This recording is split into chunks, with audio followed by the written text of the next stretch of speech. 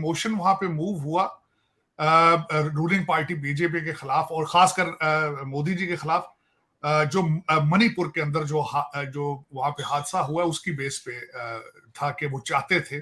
तुर्क हुकूमत ने आलमी सतह पर कश्मीरियों की भरपूर हिमायत के अज़्म का इजहार किया है। दोनों अतराफ के कश्मीरियों पर मुश्तमिल वफ्द की तुर्किया की आम शख्सियात से मुलाकात थे। इंडिया जो है उसने अपने जो ब्रिटिश इरा के जो क्रिमिनल लॉज हैं वो चेंज कर दिए हैं।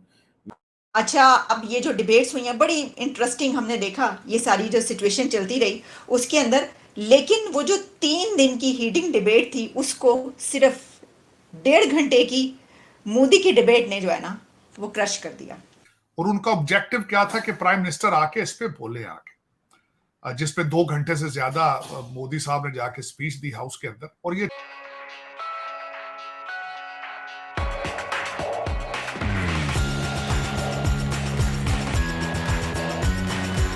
26वां वोट ऑफ नो कॉन्फिडेंस है। पाकिस्तान के साथ कंपैरिजन वोट ऑफ कॉन्फिडेंस का तब बनता है कि इसी एक वोट ऑफ कॉन्फिडेंस की वजह से पाकिस्तान जला के रख दिया गया आधा। इसी एक वोट ऑफ नो कॉन्फिडेंस की वजह से कई असेंबलियां टूट गई। इसी वोट ऑफ नो कॉन्फिडेंस की वजह से कोर कमांडर के घर को जला दिया गया, जिना हाउस। हालांकि वोट ऑफ कॉन्फिडेंस दुनिया में होता है, सुबह होता है, शाम को लोग अपने घरों में चले जाते हैं, सुबह फिर असेंबली शुरू हो जाती है। मेरे अमीरुल मोमिनीन जो है उन्होंने बड़ी दफा हर दफा ब्रिटिश का वो देते हैं मिसाल, लेकिन ब्रिटिश के अंदर तो दोपहर को वोट ऑफ नो कॉन्फिडेंस होता है, सुबह नया वजीर आजम आके चाय संभाल लेता है। लेकिन हमारे मुल्क के अंदर तबाही, कभी उसके ऊपर साइफर को लटकाया गया, कभी पाकिस्तान को आइसोलेट किया, अमेरिका के खिलाफ जिहाद के लिए तकरीरें की गई, अब अमेरिका के पांव पड़ रहे हैं। ये इसी वोट ऑफ नो कॉन्फिडेंस की एक्सरसाइज की वजह से पाकिस्तान जो है कभी बैंक्रप्सी के सर पे जाता है, कभी बैंक्रप्ट होता है, कभी बचाया जाता है। कोई डायरेक्शनलेस एक सिलसिला था, नो कॉन्फिडेंस। मेरे जो अजीज मेरे हम वतन है उनको चाहिए कि देखें कि भारत के अंदर भी वोट ऑफ नो कॉन्फिडेंस हुआ, स्पीचेस हुई हैं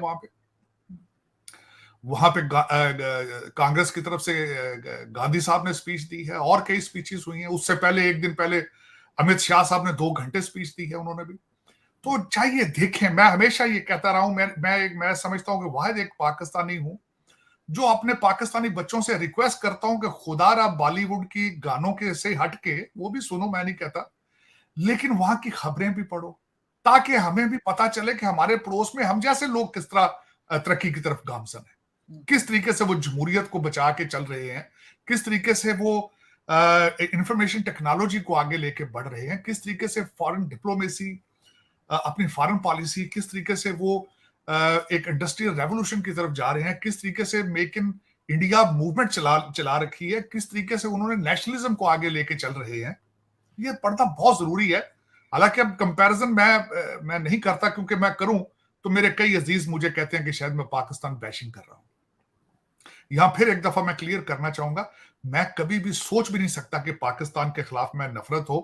पाकिस्तान मेरी मादरे मिल्लत है, लेकिन जो लोग उसके 76 साल से कपड़े फाड़ रहे हैं, मुझे उनसे नफरत है, इसमें कोई शक नहीं। मैं उनसे मोहब्बत नहीं कर सकता। वो मुसलसल लूट रहे हैं, और क्यों नहीं वो सोच रहे इस तरह की सोचें जिस तरह की सोचें भारत में चल रही हैं। अब मैं उस दूसरी एक मिसाल, जो आपने कहा है कि इस वक्त हमारी कल ही अभी असेंबली खत्म हुई है, तो मेरे जो रॉयल एक चीफ जस्टिस साहब हैं, एजी सोनियन है, बाहर के पड़े हैं, उन्होंने एक फैसला जो सेव करके रखा हुआ था 19 जून का, उन्होंने वो ठोस करके नए कानून क्या बनाने हैं, उन्होंने अगले कानून भी खत्म कर दिए।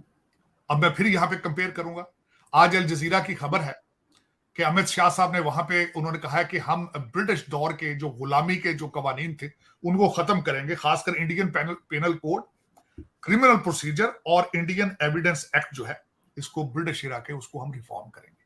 ये तीनों बिल पेश हो चुके हैं। वो उनकी सोच क्या है और हमारी सोच क्या है। आपकी असेंबली ने कानून बनाया, अभी असेंबली को चंद घंटे हुए निकले हुए, पीछे से वार कर दिया गया है। तो ये मैं अपने जो ब्रिटिश रॉयल जस्टिस जो है, हिज हाइनेस, उनसे पूछना चाहूंगा कि आगे जा रहे हैं कि हम पीछे जा रहे हैं। इसको डिफाइन कर दें प्लीज, अगर इजाजत हो आपको। टाइम आपको मिले सियासी सरगर्मियों से तो आप इसको भी बता दें कि हम आगे जाएंगे या पीछे जाएंगे। अब इसका भी कंपैरिजन कर लें कि वो अपने ब्रिटिश दौर के कवानीन से जान छुड़ा रहे हैं और हमारे ब्रिटिश जो फॉरेन क्वालिफाइड जो हमारे ऊपर मुसल्लत हो जाते हैं। जिस तरह मैं हमेशा कहता हूं, दो ग्रुप हैं। हम आजाद 14 अगस्त आने वाला है, मैं बल्कि एक प्रोग्राम करूंगा, प्रूव करूंगा कि आप किस तरीके से हम आज भी गुलाम हैं, हम आजाद नहीं हुए। आपने किस तरीके से पाकिस्तान सिर्फ फाइलों में बनाया है, बाहर के मुल्कों से कर्जा लूटने के लिए, फंडिंग लूट के लंदन दुबई ले जाने के लिए अब टोरंटो डेस्टिनेशन है। सिर्फ वो एक ड्रामा बनाया है आपने। मेरे ख्याल पाकिस्तान का सिर्फ ऑब्जेक्टिव यही था कि दूसरे मुल्कों को लूटना किस तरह है। तो मैं वो उसके 14 अगस्त पे बल्कि मैं अपना रोना रोऊंगा कि हम आजाद क्यों नहीं है आज। लेकिन उसमें मैं ये बताना चाहूंगा कि आज भारत चैलेंज जिस तरह भी है, उनकी सोचे हैं कि इस ब्रिटिश दौर की निशानियां जो इनको खत्म करें। अब हमारे इस वक्त रूलिंग एलीट जिनको मेरे अमीरुल मोमिनीन ने खिताब दिया था इलेक्टेबल, वो कौन है? वो हर 6 महीने बाद पार्टी चेंज करते हैं। वो इलेक्टेबल कौन है? ज्यादातर ब्रिटिश लोग, जो ब्रिटिश राज था उनके एजेंटों के पोते दोते हैं। आप देख लें। मैं पढ़ रहा था कि कई लोगों ने तो ये भी कहा कि इंडिया जो है वो गुलामी से बाहर निकल आया और जो स्लेवरी के सिग्नेचर्स थे, इंडिया वहां से निकल आया है। और ये कहा जा रहा है कि कंप्लीट ओवरऑल करना चाह रहा है जो ब्रिटिश एरिया के इलाके जो कॉलोनियल लॉज थे। अब ये कहा जाता है कि ये जो लॉज थे, ये बेसिकली इनका काम ये था कि ये कॉलोनियल रूल को प्रोटेक्ट करते थे, कॉलोनियल जो रूलर्स थे उनको प्रोटेक्ट करते थे।